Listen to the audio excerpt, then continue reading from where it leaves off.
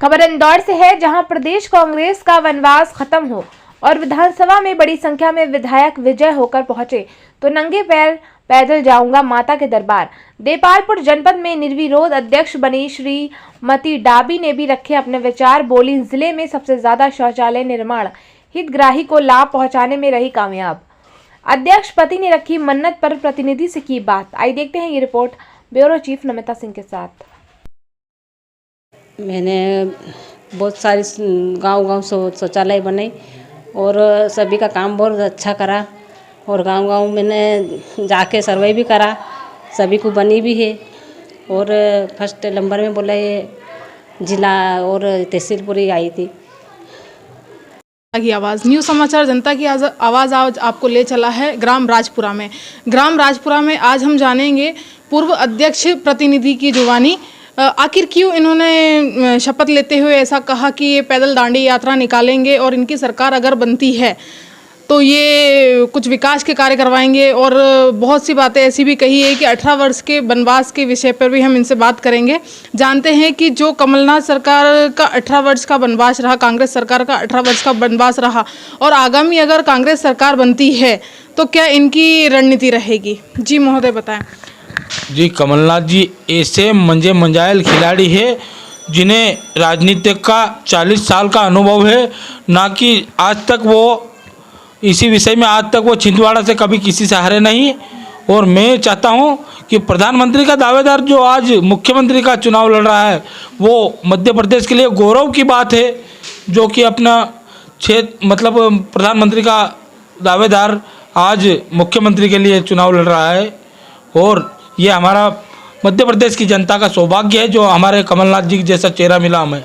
आखिरकार ऐसा क्यों होता है कि जैसे ही विधानसभा चुनाव चालू होते हैं तो गैस सिलेंडर की बात कर लें या तमाम दुनिया भर की जो सुविधाओं की बात कर लें, बिजली बिल हाफ, और अभी बीजेपी सरकार के द्वारा भी जो झुंझुना पकड़ाया गया है, गैस सिलेंडर 450 रुपये में करवाया गया है, बस वो एक किसी गरीब तबके के लिए करवाया गया है। तो क्या अगर कमलनाथ सरकार आती है तो वो भी यही करेगी? जी आप देख लीजिए, कांग्रेस सरकार में 250 से ऊपर लेके 450 तक का सिलेंडर मिला और गरीबों के लिए तो बहुत बड़ी सुविधा है इनके लिए।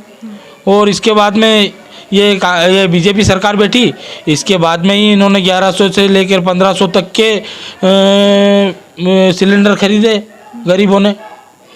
और मैं चाहता हूं कि गरीबों और किसान और दलितों के लिए खास सरकार है तो कांग्रेस सरकार है। जैसा कि आपने बताया कि अगर कांग्रेस सरकार बनती है तो आप उसके लिए शपथ लेते हैं, दांडी यात्रा करके आप माँ जगत जननी के द्वार पहुंचेंगे। आखिरकार इसमें कौन कौन आपके साथ में है? जी, हमें पूरी जनपद का बहुत ही अच्छा समर्थन मिल रहा है और मैं दांडी यात्रा जाऊंगा। मेरे सभी समस्त ब्लॉक के और तहसील के सभी सदस्य मेरे साथ में हैं और मैं इसी विषय में जा रहा हूं कि किसान अभी त्रस्त है और मजदूर त्रस्त है और ये सरकार से त्रस्त है। इसलिए मैंने प्रण लिया है कि ये सरकार का 18 साल का वनवास खत्म होने के बाद में हमारी सरकार कांग्रेस आएगी और खुशहाली है, इसलिए हम जाएंगे माता जी के दरबार पे। न्यूज़ समाचार जनता की आवाज़ से नमिता सिंह की रिपोर्ट। हम और जानेंगे कि जैसे कि जो पूर्व में अभी मतलब वर्तमान में अभी विधायक रहे हैं विशाल जी पटेल कांग्रेस सरकार से, तो वो बताते हैं कि वो कोई भी विकास कार्य करवाने जाते हैं तो बीजेपी की सरकार उन्हें रुकवाती है या मनोज पटेल के द्वारा उस विकास कार्य को रुकवाया जाता है। तो इस विषय पर आप क्या कहना चाहेंगे? जी, सरकार यहाँ पे बीजेपी की है और हमारे जो विधायक जी है विशाल जी पटेल वो मंजूर करवा के लाते हैं तो मनोज जी पटेल उसको कार्य को निरस्त करवाते हैं। और इसका एक उदाहरण मैं बताता हूँ आपको। जो नर्मदा का उद्गमन केंद्र जो वहाँ पे करमेल में है उसका उद्घाटन यहाँ पे हमारे जीतू पटवारी जी विधायक ने कर चुके थे, मगर मैं उस विषय पे जाता हूँ। उस टाइम पे मैं खुद मनोज जी के साथ में था और उन्होंने मुख्यमंत्री से कहा था कि ये मेरे विधानसभा में होना चाहिए। तो उसी दिन उन्होंने मुख्यमंत्री जी ने कलमेर के लिए उन्होंने रजा भर दी, जबकि वहाँ पे पर्यटन स्थल की जगह जहाँ कलारिया बाईपास पे होना चाहिए था वो उन्होंने अपने देपालपुर क्षेत्र में ले गए।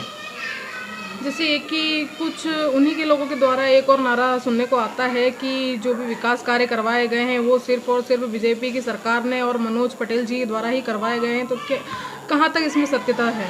जी मेरी बात सुनो आप, ये 1994 में जब इंदिरा गांधी थी उसी टाइम के ये परियोजना के वो बन चुके थे, मगर आमल ये होता है कि बाप जो कमाता है बेटा ही खाता है, आपको मालूम है इस बात के।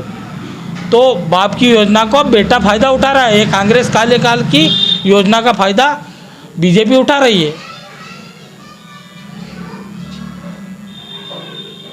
न्यूज़ समाचार जनता की आवाज़ के लिए नमिता सिंह की रिपोर्ट।